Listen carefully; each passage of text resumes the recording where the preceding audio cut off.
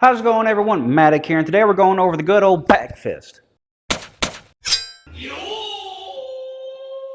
So what is a back fist and why would we really use it?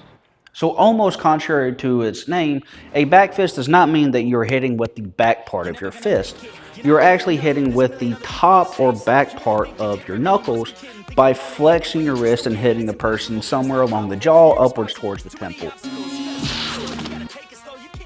What a back fist is not is what most people commonly see, like in UFC or MMA circles, is when they do a spinning back fist to where they are just spinning around because they're in a bad position, and they basically just do a spinning or reverse clothesline on the person.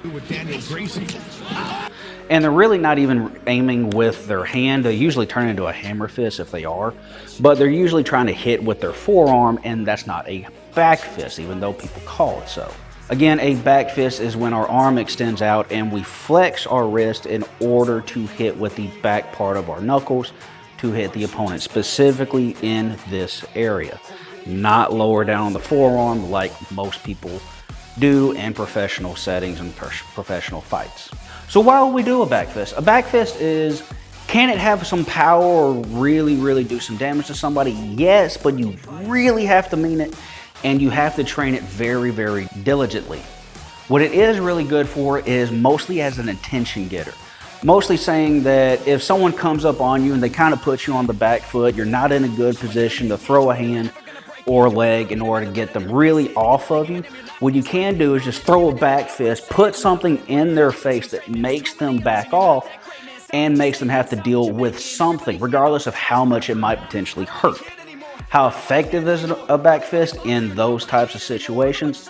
Considering that unless I'm at a tournament in which the environment and the tone and purpose of the sparring or fighting is completely different, usually whenever we're sparring, I'm throwing a back fist almost every fight and I'm catching somebody with it for the main purpose in, hey, pay attention to this, and then I might come up with something else, or it's just to keep them busy and I just kind of feel lazy because it's very easy to throw.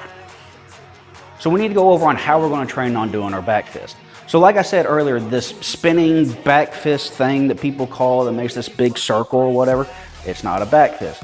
A real back fist also does not make this circular movement. If my elbow stays stationary, does not make this circular movement in order to try to cause a whip. The best way to use a back fist is coming straight forward and just popping straight out.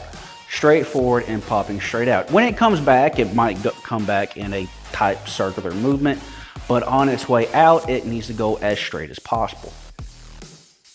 So the first way that we're going to train that is we're both going to stand center, both hands in fist, not really tight fist, but at least fist, and we're going to hold them about chest height. And then from here, we're going to go straight down our center for right now, and we're going to extend one arm, flex as much as possible with our hand to extend our knuckles, and then pull right back. Go straight out, flex as hard as we can, adding a little body twist, and then come straight back. Just straight down the center for now. Making sure that you're flexing that wrist at the extension point of your movement. Then once you get that, because we're going to the opposite side of the head of whichever hand we're using, so if I'm going to use my right hand, I'm going to reach for the right side of their body, or my left, and I'm going to flex. Left side, right side. Flexing. When this straightens, flex. Flex. Still with a nice body rotation. So once you got that, we're then going to get into some type of stance, whether it doesn't matter really which foot is forward. Then you're going to have your guard up. Your front hand, again, should be pointed towards your opponent, straight down that center. And so I'm going to treat this hand, this front hand that's typically used for a back fist. You can use the opposite hand as well. But I'm going to treat it as if it's like a jab, just like it's a jab. The only difference is it goes over here. And I don't rotate it over. It stays in this vertical position until the very end and then flex. and then flex. Notice that here's my jab, boom, especially if I wait to twist at the very, very end. Jab, jab, back fist. They look almost the same until the very end, which is the point. Because you might be blasting someone in the face, you actually might be kind of tracking them over here, and they're guarding your hand. Then you dip over to the other side and give them a nice back fist to kind of distract them and get their attention to open up for other opportunities. And then just like earlier, what I showed is you can do it with the front hand, but also the back hand. You treat it just the same as if you're throwing a rear hand, reverse punch, rear straight, however you want to call it. The only difference is you just come over.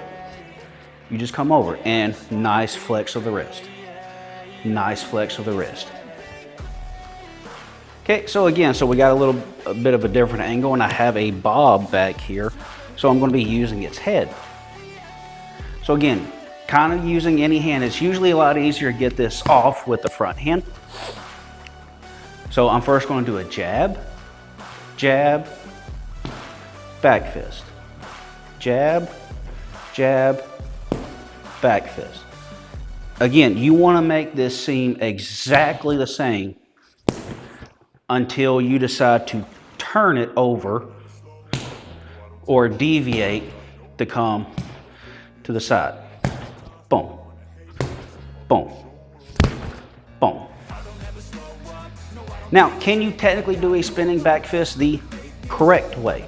Yes. The main difference though is we are not going to attempt to come all the way around with it to try to spin ourselves out of a bad situation that we put ourselves in.